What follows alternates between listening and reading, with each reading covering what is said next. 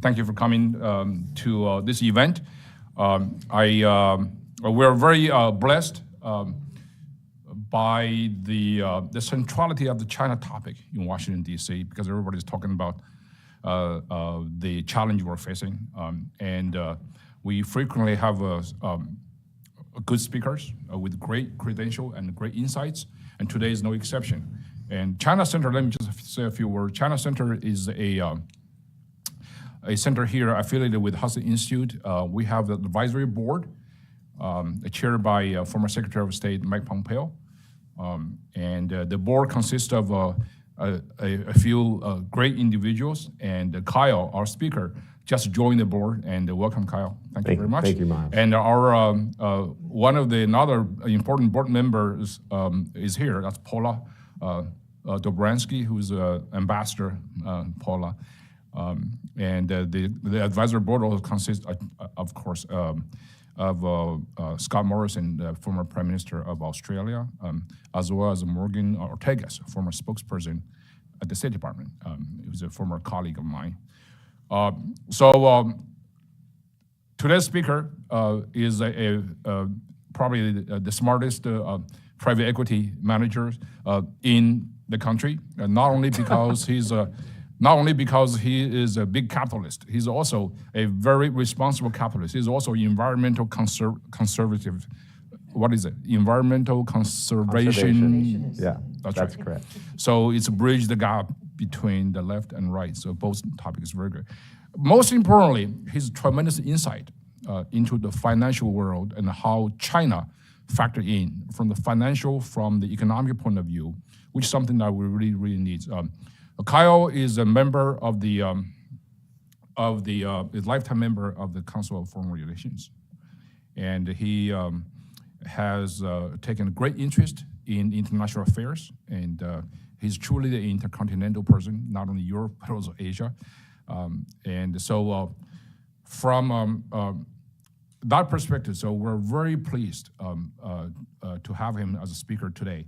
And you can see his full biography from our website at hudson.org. So without further ado, and I'm going to, before I say that, so today, Kyle is going to speak on the topic that we're all very concerned about. And then we'll be followed by a question and answer session to be moderated by Ambassador Dobransky, and after that we have a reception. So the drinks are all on us. Without further ado, Kyle, please. Thank you, Miles. Thank you. We may need a drink after this. It's a pleasure to be here. Thank you, Miles. Thank you, Paula, and the Hudson Center for having me.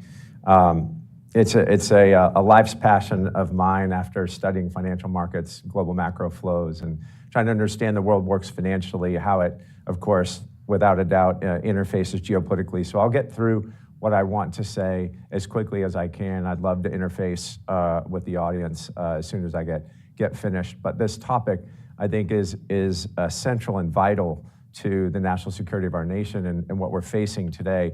I'm going to just let you know how this came about. You know, we got out a whiteboard, and I know we all live in this world where we read all of the press, and the press catches things, and the press particularly doesn't catch things that Xi Jinping says in his speeches and in his written text. So we spent a lot of time developing our own view on exactly what she's saying, and I'm going to cover very specific things that he said, and not necessarily what our press runs with. And I think there's a big gap there, and hopefully I can help bridge that gap. So when I think about what's going on and what she has said, if you just look at the bottom of this slide, at the end of the 20th Party Congress in the working papers, he said, we must strengthen our sense of worry, adhere to the bottom line thinking, which means party thinking, of course, prepare for danger in times of peace, and prepare to undergo high winds and waves, and even for the stormy seas of a major test. I think that's a pretty ominous statement to be making at the end of the 20th Party Congress. Today, I'm just going to talk about this in three different buckets. If you were thinking about Xi Jinping, if he were preparing for war with Taiwan, I like to separate it into three thoughts. The first thought is the force thought, the militaristic thought. What's he doing with his military that might suggest that either building up, moving it around, what's happening. And of course, that's not my core area of expertise. I interfaced with the top levels of US military. I'm building this section, that'll go quick. The second section is, what is China doing on the mainland? What are they doing inside of China, on their mainland, in their legal system? What are they doing in building specific things? If they were about to go to war, what would they be building onshore? And then what are they doing from a policy perspective on the mainland? That's the second bucket. The third bucket is where my primary expertise is, but the middle bucket is also vitally important. And that's what would China be doing to insulate themselves from severe financial sanctions? In the event that they move on Taiwan, when Putin invaded Ukraine, we supposedly went through with some really strong sanctions. Those sanctions were like Swiss cheese. We really didn't hurt him at all. In this case, I think we will be able to execute much more crippling sanctions in the event that China invades Taiwan. And I'm going to talk about what China is doing that actually doesn't make financial sense. If you and I were running a sovereign and we were running it to, let's say, operate in the highest regard of our capital and returns on capital, we would be making specific decisions. What I'm going to show you today is China is not making those decisions. They're making decisions that are non-economic and preparing themselves for sanctions. So I'm going to walk through those three buckets. The first one is the liberation of PLA's required readiness simulations. We believe there are three simulations that have to take place before Xi Jinping and the Central Military Commission will authorize a strike on Taiwan. The first one happened in August of 22, Operation Joint Fire Strike. The second, Operation Joint Sword, just happened in April of 23. The final one that hasn't happened yet is an amphibious assault, timing TBD, and I'll get into when we as a country think that timing can happen. The first one was a 10-day exercise, of course, immediately after Pelosi's visit to Taiwan, where the Chinese launched 11 ballistic missiles to simulate the neutralization of Taiwan's air defense systems, multiple anti-submarine attacks and sea raids as part of China's furious response to the provocation of the separatist elements of external forces. That was their words, not mine. And then subsequently to that particular exercise, China's Taiwan Affairs Office released its first white paper in Taiwan in over 20 years. And there was something really important in there. They said that the new policy document did away with the past promises not to send troops or, quote, administrators to Taiwan if China successfully conquers the island.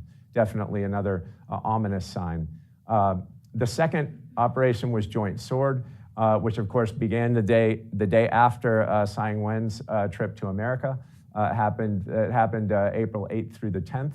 And this one was a much more, let's just say, integrated exercise where there were two phases. One was an immediate deployment of forces. The second one was rapid seizure of all domains for control, air, sea, and information, to gain what one of their senior colonels said was to gain an extremely advantageous position at the outset. What we have learned, China has learned from Putin's mistakes in Ukraine is, number one, Xi knows that he can't telegraph the move like Putin did. Putin did a lot of things to telegraph when his invasion was happening. We don't believe Xi will do that. The second thing is battlefield control and domains for control are vital to China's attack if and when they attack Taiwan. And information control is key. If you look through a lot of the Communist Party rhetoric and at the schools, the Communist Party schools, the professors are all talking about the need for the cessation of data flows between Taiwan and the rest of the world. And we're going to get into that and what's going on the mainland today. But they stress this in this exercise. It stressed speed and agility, but most importantly, control of data, which resonates throughout this presentation. Just prior to Joint Sword, the PLA severed the undersea fiber optic cables between Taiwan and Matsu Island.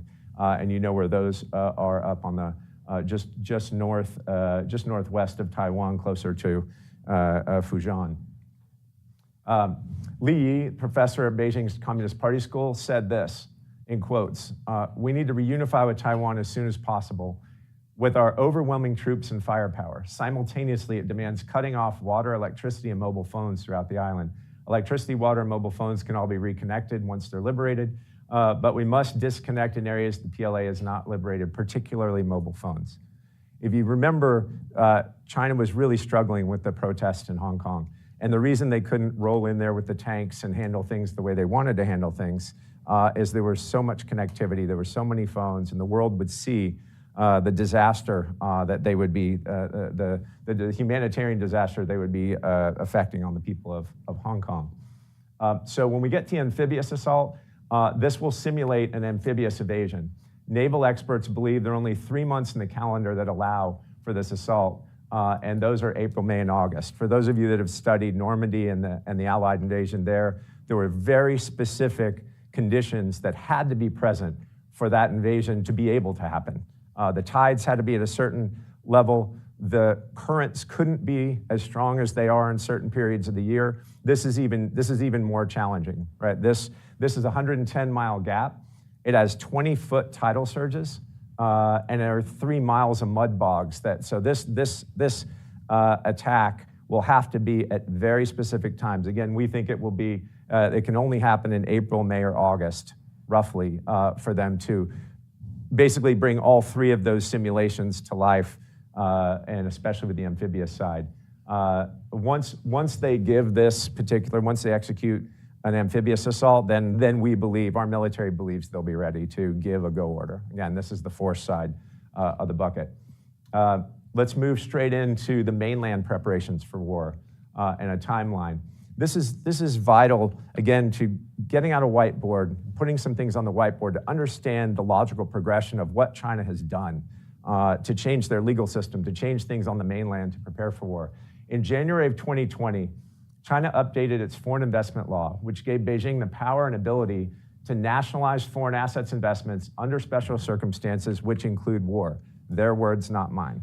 It's very important to know that they updated a law that gave Beijing the authority to just nationalize things and take them. We saw that happen in ARM Holdings, for those of you that followed what happened to ARM. June 2021, China issued or passed a new counter-foreign sanctions law, which enabled Beijing to seize corporate assets and detain expat employees simply if the underlying condition was compliance with foreign sanctions, i.e. if the US or Europe sanctioned China and the corporations of the US or Europe were complying with their own sanctions, China could nationalize the assets and detain the people. April 2023, Chinese lawmakers passed a wide-ranging update to their anti-espionage law, which I'm sure we all saw, banning the transfer of any information related to national security and broadening that definition of what national security information can be. And we're going to get into the raids of the various US companies since then. Just recently, in fact, last month, China passed a sweeping foreign policy law that represented a much broader extension of that counter-foreign sanctions law that created obligations and responsibilities for Chinese companies, which essentially make all Chinese companies extension of the Chinese government. It gives Beijing the legal authority to seize individuals' assets and prevent them from leaving China. The new law, coupled with the anti-espionage law, makes it virtually impossible for foreign companies to operate safely in the PRC. The last thing is they plan to roll out a new law that'll push patriotic education, I should have put that in quotes, for internet users, school children, and overseas Chinese. That was just submitted. Physical structures, power systems, and the new blood drive. March of 2023 in Fujian, China's building 18 new air raid shelters, which the province announced and showcased on its website. And 2 days later, gone. Took it off the website, never to be seen again. So Fujian was very proud of these 18 air raid shelters. For those of you that know the geography of China, that is across the strait from Taiwan. They geo-blocked it, and we can't find it anymore, but we have screen grabs of it. March 2023, they're building the world's largest combat hospital, also geo-blocked after 1 day of announced on a website. So if you're building 18 air raid shelters along the Fujian coast, you're building a combat hospital. This rhymes with what Putin was doing. If you remember, he moved entire groups, brigades of troops in October. He started building and transferring blood banks to the border December, January. He was telling you what was coming. It's happening again, and we need to pay attention. June 2023, China staged its first ever emergency drill to ensure it can handle large-scale power outages in its eastern region. Happens to be the region right across from the Taiwan Strait. It's the first time the National Energy Administration has held an emergency drill for large-scale power outages across provinces and region. It's also the largest, most extensive, most targeted joint emergency power drill. June 2023, millions of people have been banned from traveling by plane or train, and the Communist Party announced that the reason that was is their social credit scores were too low. One way that they can increase their social credit scores, go give some blood. Well, that's super interesting. Go give blood to bring that social credit score up. I think as a standalone comment, it's not as interesting, but putting it into a timeline like this, it shows you the methodical thought process of the Communist Party and what they're actually putting together. X's communiques to the Politburo Central Committee and the Communist Party writ large. In January of 2022, the Communist Party's journal Kishi published Xi's secret speech 60 days roughly after it was given. And for the first time, Xi himself was quoted as saying he called for the struggle against hostile forces. We all know he never names the United States in these speeches, but we are deemed to be the hostile forces. I don't think we're the strategic competitor that the press writes about. We are a hostile force. May 2022, Xi ordered the Chinese banking system to risk assess and insulate against, quote, potential severe US sanctions. Well, what would precipitate severe US sanctions? We are sending our foreign policy staff there with knee pads, begging for meetings. And our meetings are just begging for more meetings. What would change the Biden administration's tack to want us to, or force us to install or instill crippling sanctions? It would, in my view, it would only be a militaristic move on Taiwan. May 2022, Xi also ordered Chinese nationals overseas to divest their assets and repatriate foreign capital back to China. I'm going to get into why that's very important too. June of 22, in a page right out of Putin's playbook, Xi announced a trial plan outline to classify military operations against Taiwan to be classified as, quote, armed forces operations, not a war. If you remember, it was just a joint military exercise. October 2022, the 20th Party Congress, Xi said to the Communist Party in working papers, I just went over this at the beginning, prepared to undergo high winds, waves, and even for stormy seas of a major test. And also at the 20th Party Congress, on Taiwan specifically, he said, we will never promise to give up the use of force and reserve the option of taking all necessary measures. October of 2022, he also ratcheted his rhetoric regarding Taiwan by changing what he views as something that that authorizes China's use of force. He declared that a simple refusal of China's overtures to reunify would then be grounds for an invasion. Prior to this, it was someone in Taiwan's cabinet or presidency would have to formally declare they want to be independent. Now it's just, if you just refuse our overture, we can come attack. Again, the ratchet has only moved one way. We remember how Xi humiliated Hu Jintao and his loyalists, removed him from the party and installed a wartime cabinet. What the press missed in the Hu Jintao humiliation was in one day, imagine if we woke up here in America and one day you woke up and they said, Janet Yellen is gone. The central bank president, Jerome Powell, is gone. And Gary Gensler's gone. So we're going to fire the head of the SEC, the head of the Fed, all in one day. And we're going to replace them with the head of the missile unit. We're going to replace them with the head of nuclear munitions and then the head of all conventional munitions. That is removing every market technocrat that was responsible for China's supposed westernization and dealing with markets and replacing them with military people. So the press kind of missed that. I thought that was really important. All they caught was they were ripping Hu Jintao out of his seat, and it was a humiliation.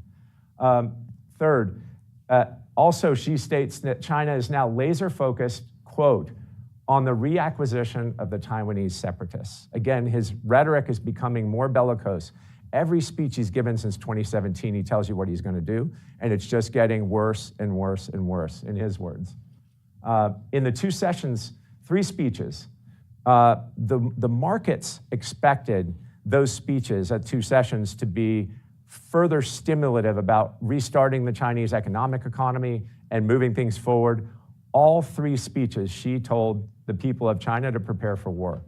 The press here focused on the very first 15 minutes where Li Kang attempted to calm investment markets and attract additional Western capital. But then once he sat down, Xi Jinping took over and said, we need to prepare for war. And he said it in 3 separate speeches. All right, so we're going to get in now to the financial market movements, changes in their data policies, bond defaults, corporate raids, and wartime planning for natural resources. These are things that they're doing in the financial markets and as outshoots of those, the commodity markets. So Xi watched as the Western world moved immediately to try to seize Putin's $360 billion in FX reserves. We're not sure how much the West was able to actually freeze with Putin, but we immediately went to freeze his FX reserves. What we should have done is immediately sanctioned all their banks, pulled them off the SWIFT system, and sanctioned their energy business, which we were all too much afraid to do. But that rhymes with what happened when Mussolini invaded. If you remember, UK and France got together, and they had the same kind of peace through weakness ideology back then, and they said, we're going to sanction Mussolini. And Mussolini said, if you sanction my energy or my food, that's an act of war. So they said, we can't do that. So we'll sanction a few other things, but you can have all your energy and all your food to continue your campaign. That's what we did with Putin. If Xi were planning for war, you'd expect him to take what assets the sovereign has and the SOEs have in direct accounts with the US, and they would start whittling them down or trying to sanction-proof those, and we're going to get into what he's doing. US capital markets are the deepest, most liquid markets in the world and currently have the highest interest rates. So again, dollar balances should be buying short-term treasuries at 4 and 5% and not doing other things with them. So we all know China's GDP in dollar terms, these are Bloomberg and World Bank numbers, have increased 500% since 2008 alone. Our trade balance with China has basically come down to where it's about a $380 billion trade deficit annually. We have about $850 billion of trade that turns into a $380 billion trade deficit. Now, the difference between trade balance and current account balance, this for those of you that aren't particular economists or financial people, the trade balance is one data series that contributes to the calculation of the current account. The current account is all financial flows in and out. So, there are 450,000 Chinese students in US universities in the US. They are paying about $62 billion a year for that. That's money leaving, right? This is money coming into China. That was money leaving. When the Chinese were traveling prior to COVID around the world and spending, they can't spend RMB anywhere. They have to spend dollars, euros, yens, or pounds. That number was a huge number, multiple hundreds of billions. So the current account is kind of the net assessment. Think about the net income of the sovereign. So the current account, you guys are gonna think I'm maybe conspiratorial, but let me walk you through this. The current account just prior to the COVID was, as you see, trending down towards zero. That international travel number on China's macro level data series in the WIN database, right before COVID was $420 billion. So think about this for a second. The current account was going to zero, and the primary reason was they had a big balance of trade that was positive in their favor, but allowing the Chinese population writ large to travel, to spend abroad, and maybe invest a little bit. Remember, they had certain amounts that were allowable. That number got to be $420 billion. So at a time in which the Hong Kong protests were at their zenith, December 2019, and the time at which their current account was dangerously heading below zero for the first time, COVID arose. That was really convenient for them. That really saved two major existential problems for the Communist Party, Hong Kong and their current account. So if you look at the current account, boom, it went straight back up to magic, $400 billion. So again, maybe it was just a pure coincidence, but maybe it was a perfectly timed execution of something else. So if you're running a positive current account, if you have more dollars coming in than going out, what you would be doing with that money is investing it in dollar-based debt at the highest yields with the deepest capital markets in the world. But what are you seeing here? China's taken their treasury balance from $1.2 trillion to $850 billion. We don't know what the new number is yet. But I would imagine that Janet Yellen's tour de appeasement recently was begging them to just stop selling their treasuries. We have to issue another $900 billion just for the announced fiscal deficit for the year. And the Fed's not buying them, China's not buying them. There are a few other sovereigns that are buying them. Someone's got to buy these things. I think our banking system will lose more deposits, they'll go into treasuries. But point being is, this is a non-financial move. If you were running China, you'd be buying treasuries, not selling them. Unless you're trying to sanction-proof your reserves. They're getting them out here. Now, you guys, those of you that are in the economics profession probably follow Brad Setzer and a couple of people that really understand financial flows well. Brad's comment here is that they're selling treasuries, but they're buying agency securities in Belgium. If that's the case, and by the way, it's supposition. There's no data series that will show you that that's the case. But if he's right, that's also China betting that they can divide Europe and not have severe European sanctions when if and when the US sanctions them. And as we've seen out of Macron lately and what you're seeing out of Germany, there's not a lot of solidarity in Europe as far as it relates to China. But this is something really interesting. One of the other things that happened in the last few months is, how many of you in here use any of the China data series like WIND or any of these, like the Bloombergs of China? At our firm, we use WIND. At all the research universities in the US, they use WIND. It is a data aggregator of both macro level data and corporate level data. About 3-4 months ago, severed. It's gone. No more data series. You're not allowed to have it. The data that we're getting out of China now is from the mainland, approved by Xi Jinping to be released in a press release. There's no more databases. Stanford doesn't have it anymore. Harvard doesn't have it anymore. All of the universities that are actually partners with China in many ways and receive a lot of Chinese donations have been severed. It'd be different if it was just me that got severed, but it was everybody.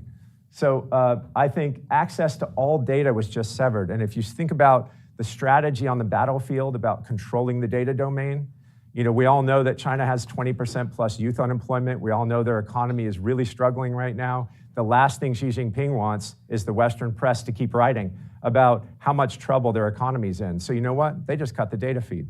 Now we're going to run with whatever they say. And case in point, last year they were welding their citizens into their buildings during the extreme COVID lockdowns. The LNG demand for China was down 22%, and WeChat payments were down 30%. If I gave you those 3 data points on a chalkboard, would you say GDP was up or down?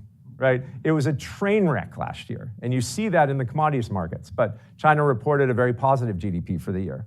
So it's interesting what they do. So now we're not going to get those data series anymore. If you were Xi Jinping and you have 2 worlds. You have your domestic world, which is your RMB or yuan-based world, which you control. They control everything internally. But then you have the world, they're interfaced with the outside, and this is key to understanding. All cross-border settlements, about 85% of all cross-border settlements when China trades with the rest of the world are in dollars. Everything they do internally is in RMB or yuan. The dollar is really important to them. And so if you were Xi and you thought about the way their Chinese capital markets work, you have domestic capital markets that issue bonds and stocks in RMB, then you have domestic or Chinese companies that issue bonds in dollars. So case in point, there are about $170 billion worth of dollar bonds that the Chinese property developers issued to the West. So a bunch of Western investors bought dollar bonds. They have RMB-based bonds too. But if you were China and you were about to prepare for war, you would just say, you know what, I'm just not going to pay those dollars back.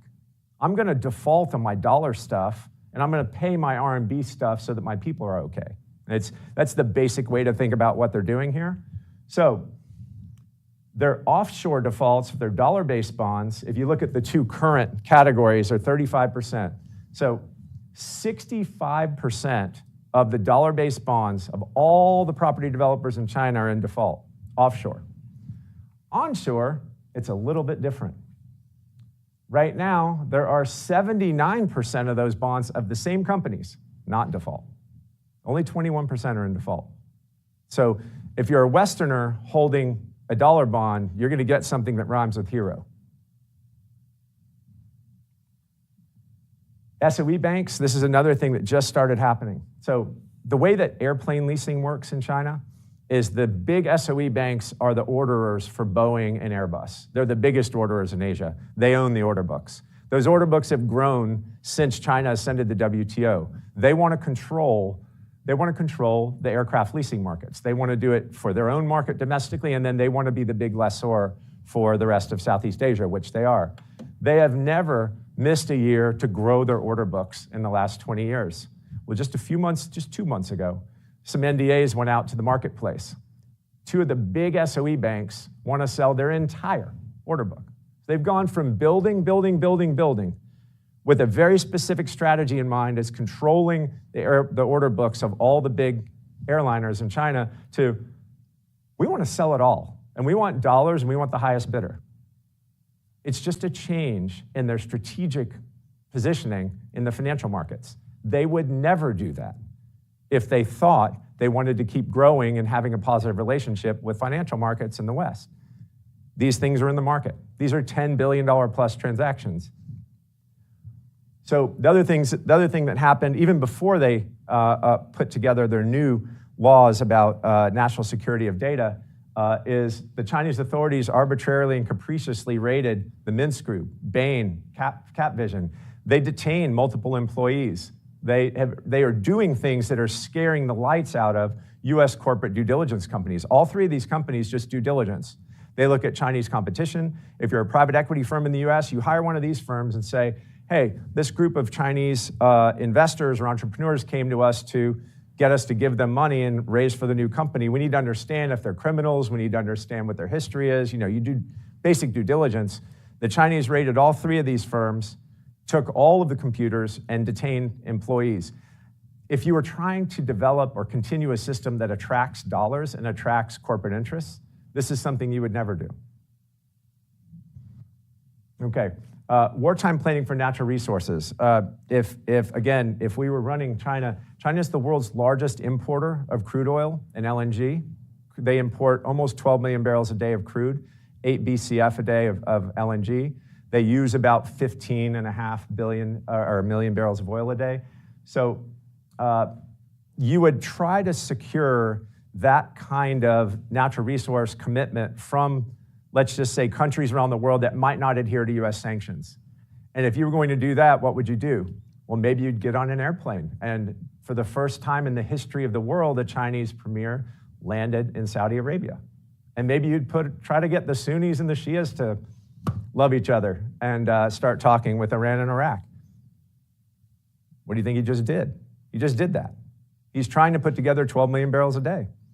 On the gas, he'd be trying to do the same thing. Gas is harder, so I'm gonna walk you through. Here's where China gets its crude from. About half from the Middle East, 13% Africa, about 16% from Russia. So really, they only have to worry about a handful of percent. You know, the Russians are gonna go along with them. You know the Saudis play both sides. You know the rest of the Middle East will play both sides. So they're pretty safe, I think, in their let's say, countering sanctions moment in the event of an invasion. What they're gonna have to worry about is the majority of this is seaborne, and we have a great Navy. So those Straits of Malacca are gonna become trouble for them on the energy side. But let's just say in securing commitments, they're there. On the natural gas side, LNG, the brown area there is mostly the stands, and that's pipeline. So you gotta focus on the rest of the world. The really only problem for them on the LNG side is Australia. So if you knew you couldn't get Australia, which they won't get Australia to agree, what would you do? Would you build a lot more coal because you have a lot of coal? Back here. In May of 2023, China's coal imports hit 360 to 380 million tons. That compares with 290 million tons the year before and an all-time record in 2013 of 327 million tons. This is John Kerry's worst nightmare, right? They are going back to the dirtiest, cheapest potential fuel in the event that they're not going to be able to get that LNG. Again, I'm giving you one idea here, but it sure looks to me that they are trying to secure all of their energy commitments. Chinese local governments permitted a staggering 106 gigawatts of new coal in 2022. That's 100 large coal-fired power plants, the most since 2015, and it quadrupled over 2021.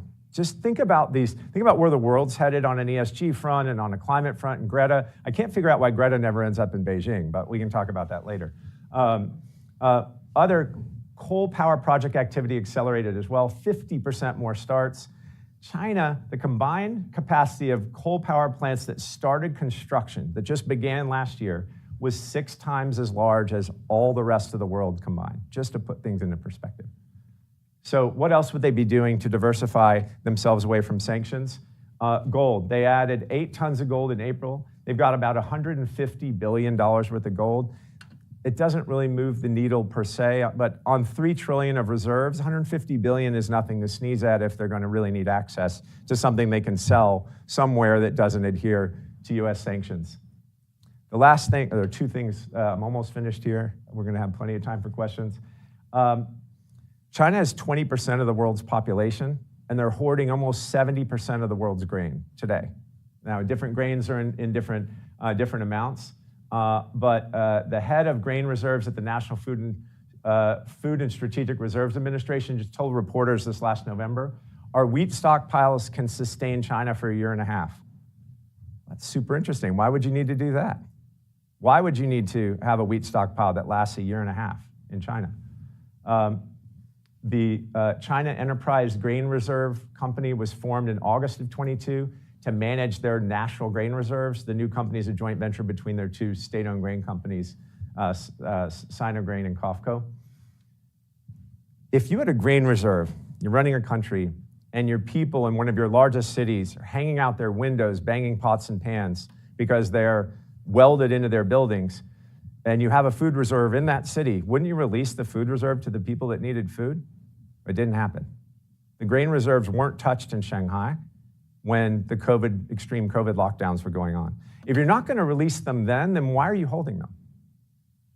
I don't know, maybe you're holding them for something even larger. That's an even larger problem. Again, I'm trying to show you in a series of different ways that they're doing things that don't actually make sense unless there's a greater plan for a worse situation. The last one here, this is a fascinating stat. The number of Chinese ICBM launchers reported by the Pentagon went from 100 missile silos and launchers in 2020 to 450 by October of last year. Just think about that for a second. They had 100 in their entire country in 2020. They have taken that number and increased it by 350% in 18 months. Now, why would they do that? Again, this has a strategic militaristic buildup, food buildup. They're trying to sanction-proof their money, and she's telling you in every speech he's given to prepare for war. In fact, he just recently did it the day that Janet Yellen landed in China. That day, he visited China's Eastern Military Command, and he told the people in the Eastern Military Command who oversee Taiwan to prepare for war. He was gaslighting Yellen right before she landed.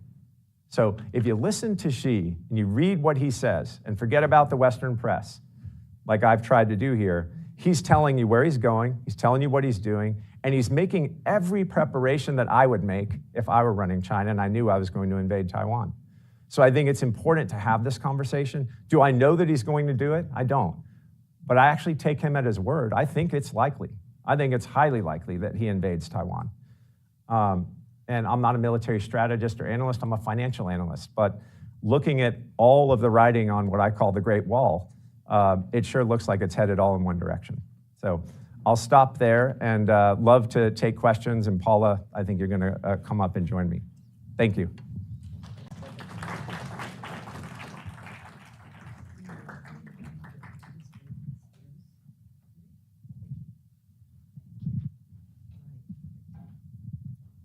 Paula, just came back from Taiwan. Yes, thank you. I was indeed going to say that because this is our game plan. First, outstanding presentation, very compelling, well-researched, really the kind of detail and the argumentation, as I said, is very compelling. and we have to have a vibrant discussion. So I'm only going to ask you one question. So all of you, please be thinking about your questions, because we're going to really go to you and hear your exchange with Kyle. My core question is this. I did just, as Dr. Yu just mentioned, I just returned from Taiwan. And needless to say, front and center, at least during my visit and the delegation I was on, we did focus on this very question. What's the timeline here? I don't think anyone is focusing on if, but they are focusing on when. And this is what I want to push you a bit further. The elections in Taiwan, the 3 candidates, will be held in January 2024. Some are arguing that this election, the Chinese, of course, are already wielding and waging their influence on, or hoping to wield their influence on the results of the election. Some will argue, well, that's the quote-unquote invasion, that they have the political. Some argue this. Well, you know, get the right candidate. It's low cost. We got it. We don't have to expend our military or our economic reserves. On the other hand, then, to a different point of view, it was said, well, let's look at 2027. Xi Jinping, you know, that's a point where he goes on to another term and looking at really the legacy. And maybe it should be that point in time. Give us now your view, since you made such an extremely compelling case. What do you think in terms of the timing? And let me add one more wrinkle in the mix. You know, the question was, is it going to be military? You even yourself, in articulating and mentioning the, you know, Operation Joint Strike, the Amphibious Assault, Amphibious Assault. In this case, the other question is, well, could it just take the form of a blockade? Dive a little deeper on that, and then we're going to go to all of you. So I'll start by saying, you know, I recently returned from, and so did Miles, from the beaches of Normandy. And when you walk around and you understand the destruction and the disaster that one madman, or let's say back then 2, Hitler and Mussolini, could bring to an entire world, it really sunk in, understanding that we know Putin's a madman. We also know he's not acting. Paula, when I hear people rationalize when someone might move for this reason or that, or there's an election coming, or it's much easier and it'd be much easier on the economy to do X, Y, or Z, when you really think about who these guys are, they are not rational. And they are not economic actors. Mind you, Putin didn't invade because he thought it was a great economic move. And he didn't choose a time that was suitable to the rest of the world. It was a time suitable to him. And so when I think about whether or not Xi Jinping is rational and economic, and if you remember when the blood banks moved to the border, the New York Times were saying he's just saber rattling. I mean, for God's sake, everyone thinks these people are rational and they're not. So you think this could be imminent in the sense that there's a mobilization. I mean, it could be around the corner. Yeah. It could certainly be in 2024. Yeah, so the sum total of my analysis, especially on the financial side, which is where I find myself to have the most expertise, it's now down to a period of months in which they're ready and not years. The cadence of what they're doing in financial markets can take us down to 12 to 18 months. So I would say my guess is before the end of next year. And again, you know, who am I to guess? But based upon my analysis, it sure looks obvious that that's the case. And then, if I were Xi Jinping, if you read very carefully the militaristic doctrine that is in open source, they are focused on targeting, destruction, way before detection happens. So I think he'll move much sooner than any of us think he'll move. And I think it will be military. And I hope I'm wrong about all this, because the world will be so much better place for us and our kids and our families and our relationships. If I'm right, that's awful. And it's something I don't want. Well, I have to say, again, your analysis here is very compelling. It's well articulated and well researched. And so, all right, let's go to questions. And by the way, we're going to try to get everybody in the mix here. Let's go to you first, and please introduce yourself. I'm Peter Humphrey. I'm an intelligence analyst and a former diplomat. I'm troubled by a real fantasy that seems to dominate this problem, and that is that Taiwan has the wherewithal to stop an invasion fleet. And clearly it does not. If we're looking at convoys coming from Poland, they ain't coming. Everything that Taiwan needs has to be on the island on day one. And it needs more stuff than Ukraine ever needed. And we ain't supplying it. So I want to ask why we're living with this fantasy that we cannot conceivably arm Taiwan in time. And failing that, does Taiwan have the financial wherewithal to make the anti-ship missiles, the drones, and the torpedoes that might have a chance at sinking the invasion fleet? Thank you for your two questions, Yeah, and great. thank you also, no speeches. Get to It was a so we can great hear his question. So answer, please. One thing I didn't really elucidate well there is I am a huge proponent of crippling China through the economic sphere. There are 4 wars that we can be fighting with them. One, the kinetic war that we're all referring to today, where the U.S. has the best War Department in the world. The second one is a cyber war department, cyber war, where we have the best department in the world. The 2 other wars, the economic war and the data/propaganda war, we don't have war departments, okay? What I'm advocating for is if 86% of cross-border settlement for all of China's daily transactions are in dollars, we can hobble their economy if we press one button. If we take them off the SWIFT system writ large and say, your SOE banks, your joint stock banks, if you invade Taiwan, that's what we're gonna do. Their economy comes to a grinding halt in 1 month. And we need to socialize the concept of that button. Here's the problem. You look at the administration, and again, I'm not being partisan, it's just the people in place today, and even the people that were in place in the Trump administration, because we talked about this. The Treasury's owned by Wall Street, right? Mnuchin was owned by Wall Street, Yellen is owned by Wall Street. They want one thing. They want more dollars, more euros, more shekels. They want to chase economic deals. And so getting Treasury and OFAC to socialize the concept of pressing this economic nuclear button, they won't talk about it. It's too incendiary, but it is incredibly effective. We don't need all the Harpoon missiles sitting around Taiwan. If we don't want to engage militarily, I believe some of it will be military, but if we really want to be effective, we press that button. Put me in charge of OFAC, I can work the button, right? And I know what kind of devastation it will do to China. And so we as a country, it's an amazing effective deterrent. We need to start talking about it. By the way, if I could just add, it's Russia-based. Do you know what Medvedev, when he was president of Russia, he said, you take us off SWIFT, you cut us on SWIFT, it's a declaration of war. Yeah. So it is a severe measure. Let's go to this gentleman here, if we get a mic over here, and if you'll introduce yourself. And please, no speeches, just questions. Thank you, everyone. So I'm Daniel. I'm the co-founder of Freeware Investment. So basically, my job is to basically just conduct due diligence investigation on S&P companies to assess their exposure to China. Mm-hmm. We are looking about, like last time I come to Hudson Institute was like UC Kwan, their legislative yuan came here, their chairman came here. We're talking about elections, so thank you for bringing it up. So, but the thing is, like, my worry is that, like, is how do we de-risk from China of all those Wall Street and S&P companies, considering their significant exposure from China. We're talking about more than 15% of almost like every S&P companies being exposed to China. And my job is to basically just to build up a portfolio that's free from authoritarian countries to offer to investors. And one of the things that, like, I think right now, American investors, we have trust of ESG, environment, but we don't have a trust on human rights.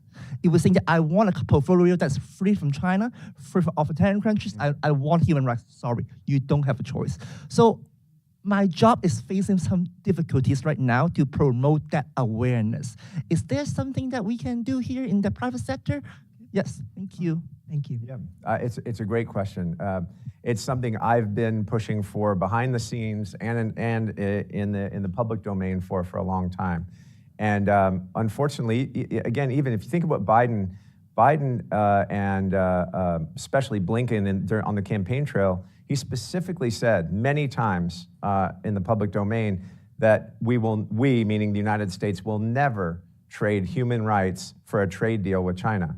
But what did we just do? You know, we just went over there, hat in hand, begging for meetings in the various disciplines, and we didn't mention human rights. We don't care. We care about economics, and it's Wall Street driving this movement. So, you know, I always say in our firm, if our national security and our values were left up to Wall Street and the private sector, we'll all be speaking Chinese tomorrow, right? We need leadership at the top, and we need leadership to set the guardrails. And, you know, it's interesting, the Director of National Intelligence in the United States every year declassifies a bunch of work, and he writes a report to Congress. It happens every March, and it's the DNI Threat Assessment Report to Congress. How many of you in here have read that report before?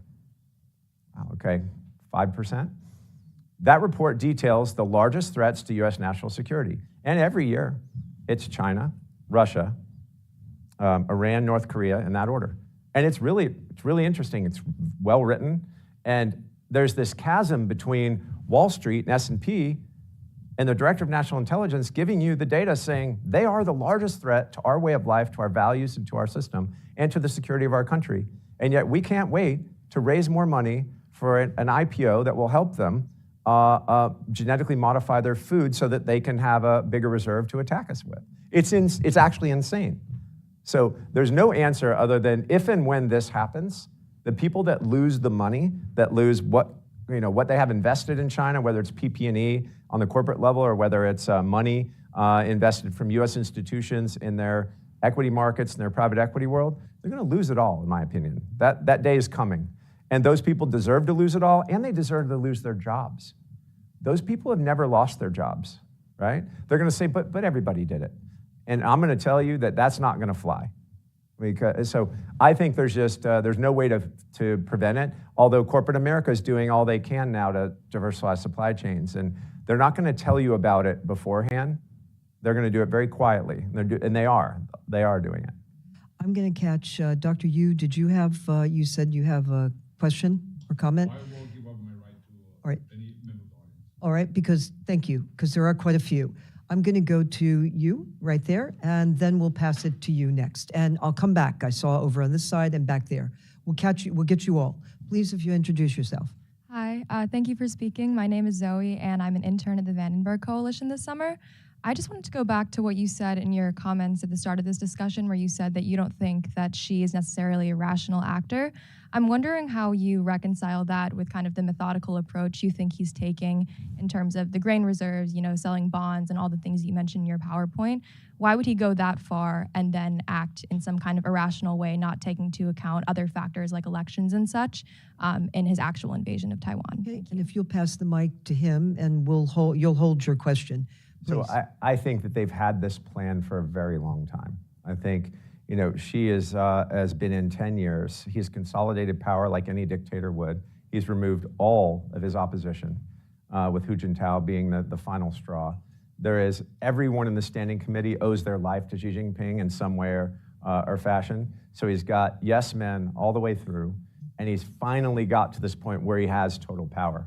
Now he's still very worried about, he sacks generals like it's the national pastime over there when they even look the wrong way. So he's worried internally about any kind of conflict, something that Miles and I talk about. But he's been very rational in the build to take Taiwan. But what I'm saying is rational thought from our perspective. Our perspective is, well, if he was rational, he would never do that. He would never move on Taiwan.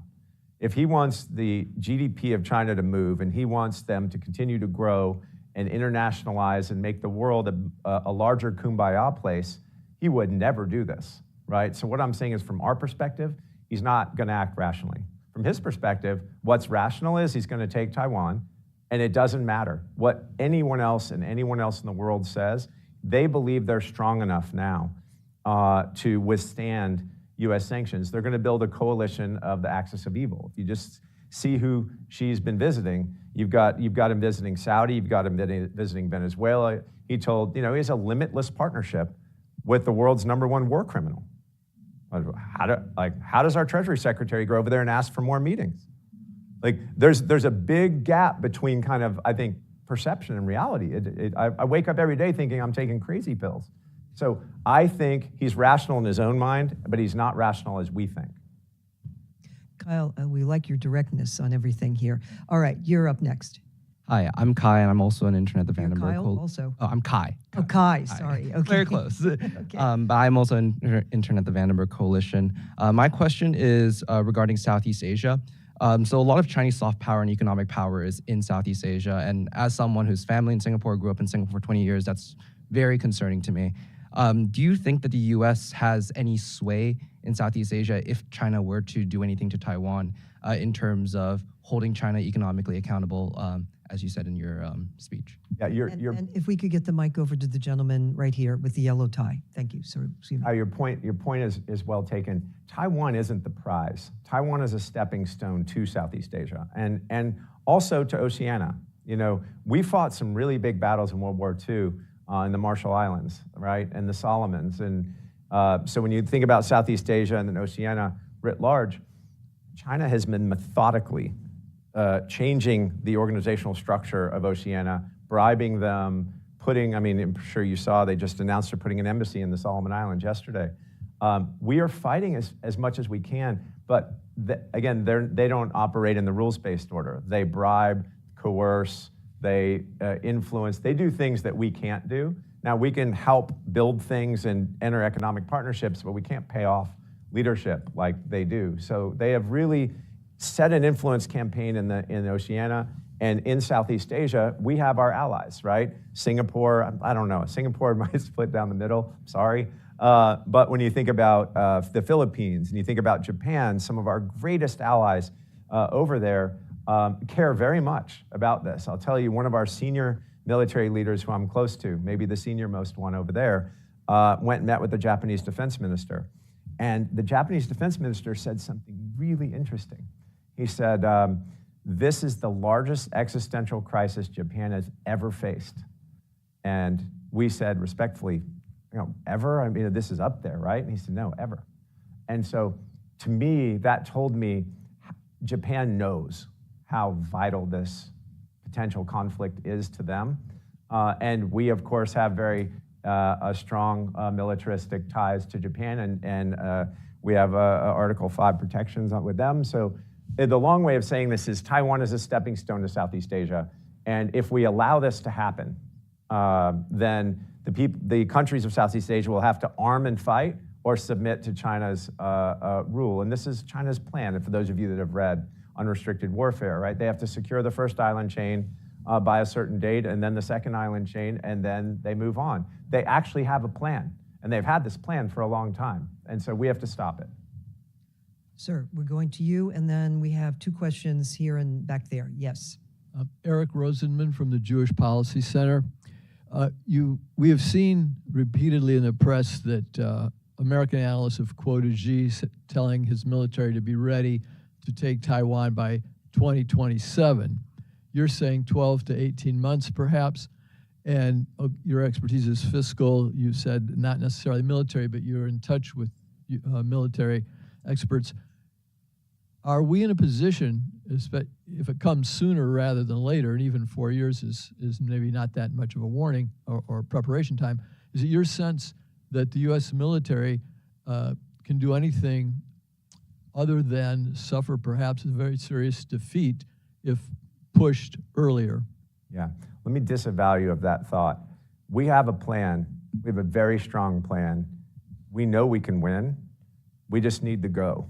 And it's going to be ugly. If we have to execute that way with our allies and strategic partners in the region, there are going to be tens of thousands of lives lost. No one wants that to happen.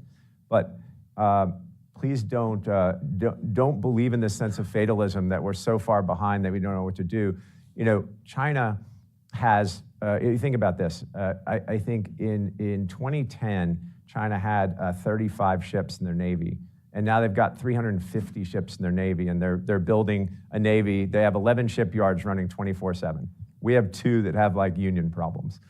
So, our country's gone somewhere where we need to fix a few things. But in their Navy being that large as far as a ship count's concerned, they have 2 aircraft carriers. One was a junker from the Ukraine that a Chinese businessman bought to turn it into a casino, and in the end it was an MSS guy wanting to flip it into a aircraft carrier. That's the Liaoning. They built one. They're building another one. Both of their aircraft carriers run on diesel. We have 11 carrier strike groups that all run on nuclear. We're still ahead on the naval side and advanced weaponry side, and they haven't fought a war. We, at least have some people that can really move this needle forward. You probably saw the U.S. just took Admiral Sam Paparo, who's commander of the Pacific Fleet, nominated him to be the chief of the Navy. His Senate confirmation hearing should be in the next couple of weeks. We have people in the right places. We have the right people in the right places. We have the right equipment. This isn't something that we want, and we never want to execute this, but I can tell you, beyond a shadow of a doubt, we have a plan, and our plan is a devastating plan to China. You have a next question, please. Hi, my name is Kevin from Georgetown University. So in examining all instruments of national power, whether it's military, diplomatic, or economic, has American diplomacy failed us so that we have to resort to using potentially military power? And to that extent, how should we integrate all these instruments to effectively deter China? Yeah. So this question about American foreign policy or diplomacy, we have obviously adopted we've energized the appeasement caucus. Name a time in which appeasement against autocratic despots has ever worked. It never works, right? What you learn is deterrence through strength is the only path forward. So the current path of our country is embarrassing to me. And by the way, I need to tell you from a political perspective, I don't sit on either side. I am pro-choice. I own 200 guns, and I'm the biggest gun control advocate there is out there. I don't fit in a box. But I think you're a Texan. Yeah, I'm a Texan. But again, a Texan who is #1 in gun control. Okay, so I don't fit with our governor either. The point I'm trying to make is it's a nonpartisan thing to say that our foreign policy is going so far in the wrong direction that I actually lose sleep about it at night. It drives me berserk to see the weakness that we're pushing and this begging and pleading when what we need to do is show strength and be strong. We're the strongest country in the world, and we should start acting that way. And so if it goes to war, it's not a failure per se of foreign policy, although we're going in the wrong direction. I don't believe we could have stopped Hitler. If you read Hitler's own notes, and you read all of the notes of Churchill, I don't know if you've read Churchill's books and Hitler's notes, Hitler was going to invade. There was nothing that was going to dissuade him. Now, if we attacked him when he moved on the Rhineland, that war would have been much smaller. But that's such a tough decision to make amongst a bunch of pacifists and appeasers. You can't attack early. And God, I can't imagine us being the first mover. We would never do that now, given the way the world is set. So I'm resigned to believe that if and when it happens, she is going to do this. He's told you since 2017, in every single public speech he's given, that he's going to do this. So I'm believing that that's going to happen. And what we've got to do is have everything ready for if and when that happens. Back to your question, we are the economic powerhouse of the world, and Europe is, in theory, our ally. There are a few that might go the other way. But if we just act in unison, we can shut them down. They have a closed capital account. We can stop this, or we can hobble them, and then we'll have a new regime and they can start over. So I think the foreign policy failure question is something where I'm very disappointed where we are, but let's hope we can change that quickly. But I actually don't think foreign policy can fix this. All right, you have a question at the back, and then we have one up front, and then we're going to move to Dr. Yu. Okay, but at the back, please. Hi, thanks for a great speech. This is Kathy Xue with Voice of America.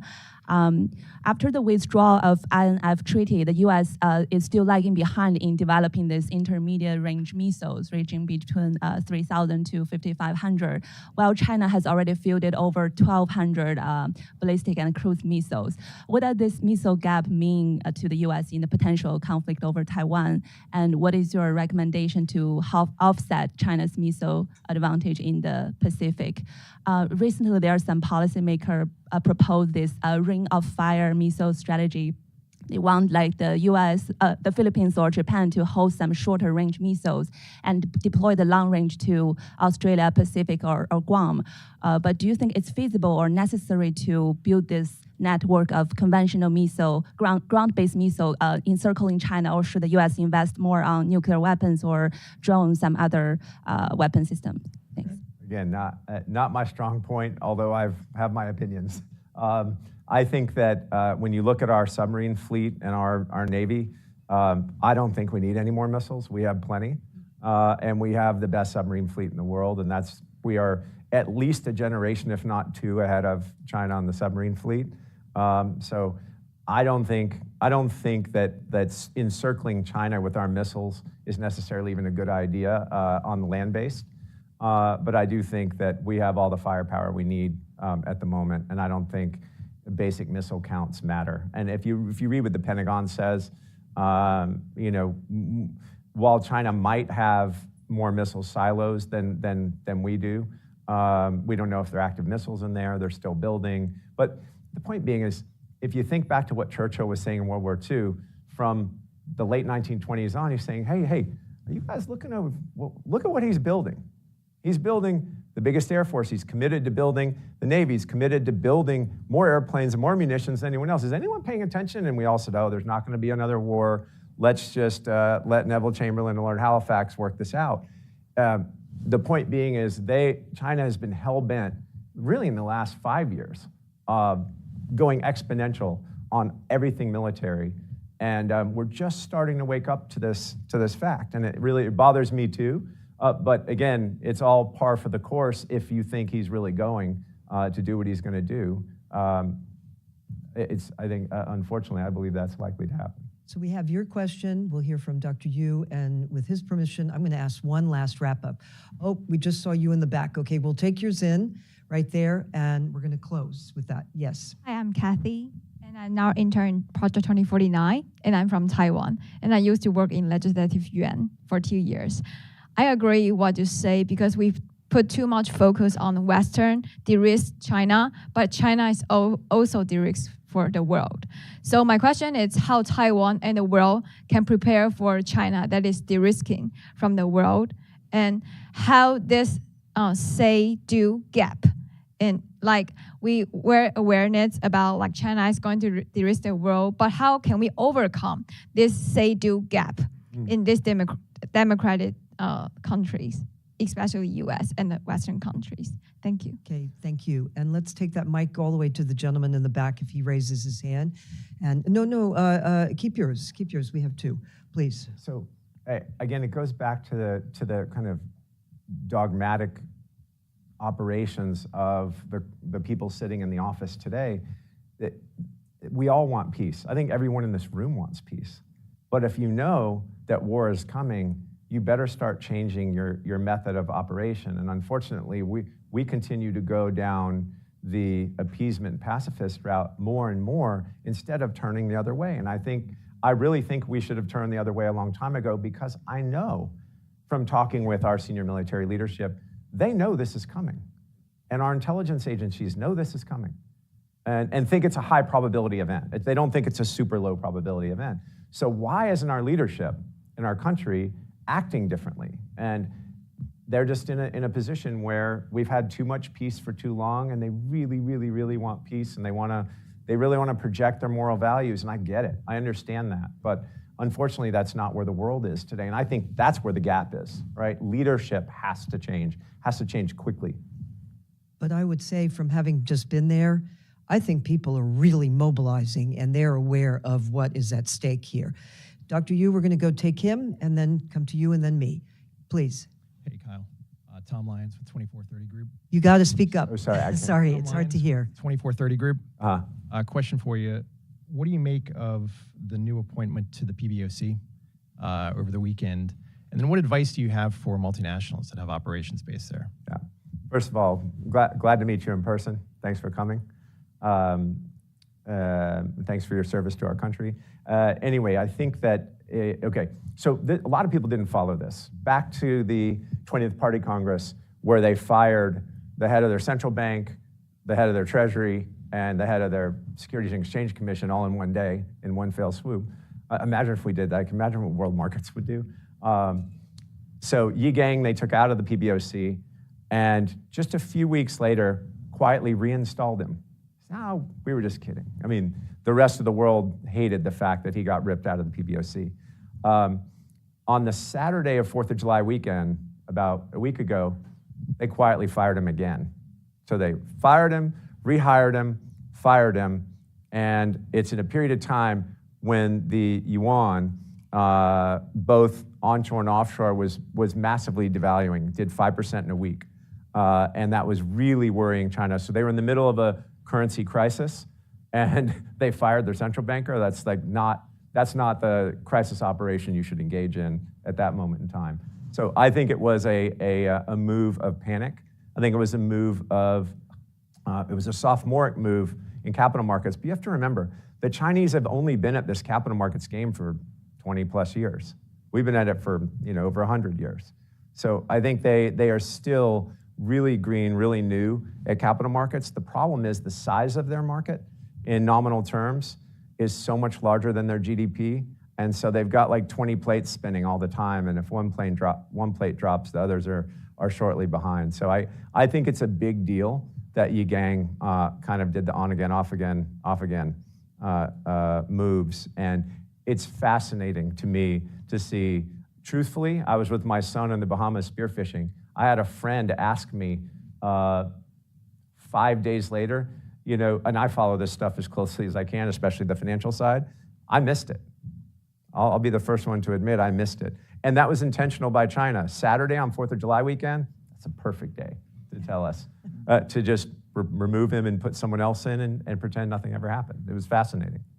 Miles, let's get yours, then mine. We're going to wrap then, and you'll get to be one-on-one with our guest speaker. Actually, Paula, thank you very much. And I think due to the constraint of time, I'm going to yield my time to you for You last are? words. Okay, well, thank you. All right, well, thank you. You're very gracious. I have the mic right here.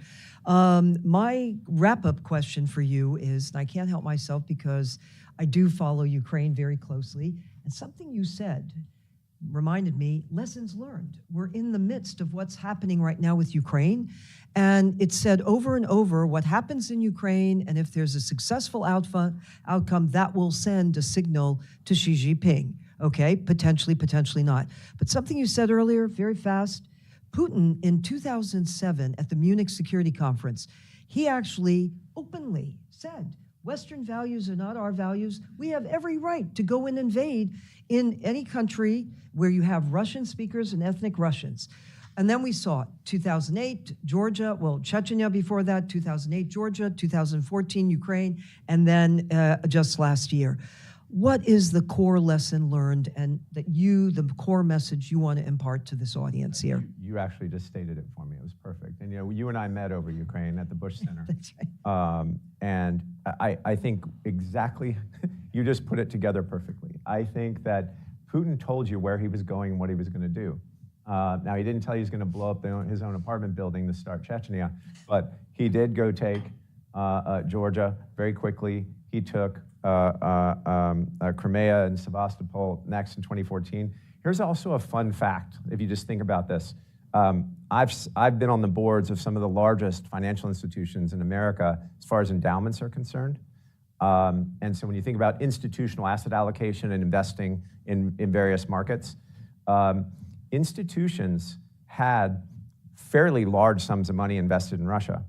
I helped craft an institutional compliance program or sanctions compliance program in 2017. And I stood up on the stage and I was beating drums saying, why do we have money in Russia? I'm trying to understand. He took Georgia in 2008, he took Crimea and Sevastopol in 2014, and why do we have $350 million invested in Russia? They said, well, because it's cheap, super cheap. They gave me a 60-page PowerPoint, which I still have. And I said, I think it's insane. We're insane to have money in Russia. Half of these companies we're investing in Russia, the Russian government owns more than half the company. It's cheap for a reason. They can just take it away. And he's not a good guy, and it's a terrible place for our money. And by the way, so is China. It's an awful place for our money, and here's why. And I was saying that in 2017, and I was overruled. And the day that Putin invaded, 350 million lit on fire. And these institutions can sweep small amounts of money under the table. If you have $100 billion, what's 350 million bucks? It actually doesn't even make the news, by the way. It just goes away. And your constituents probably don't even know it. But in China, you can't sweep 5 billion under the rug if you've got 100 billion. You're gonna have to talk about it.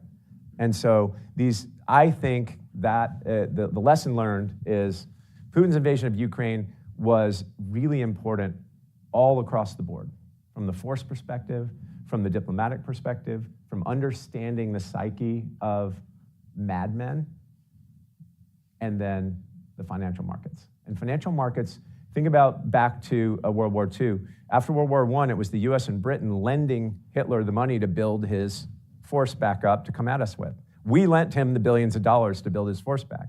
We are building China's entire PLA, Navy, Army, and with US money, we've got $3 trillion worth of PP&E and FDI invested in China. I think it's insane that we keep investing their money. And I know many of us have worked together to try to keep the thrift savings plan of the US military from investing in Chinese companies. I mean, you can't even make that up. One day there's going to be a book written about this.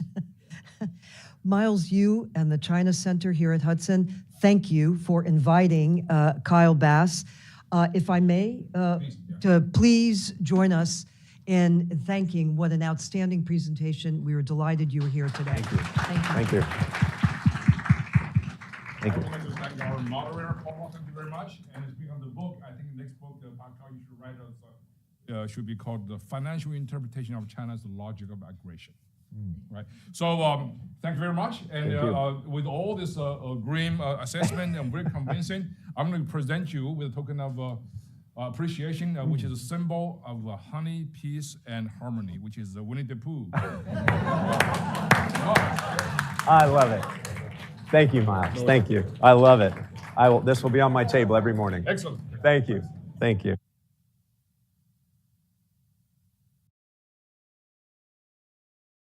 Cost in terms of loss of human life over the last century from climate-related events has gone dramatically down, and that's because of the broad economic growth that we've seen in our country, and therefore I think it's very important that we consider that economic growth in our capital markets and financial regulatory structure as a part of that so that we can remain a wealthier country and more resilient to climate impacts. Okay, anybody else?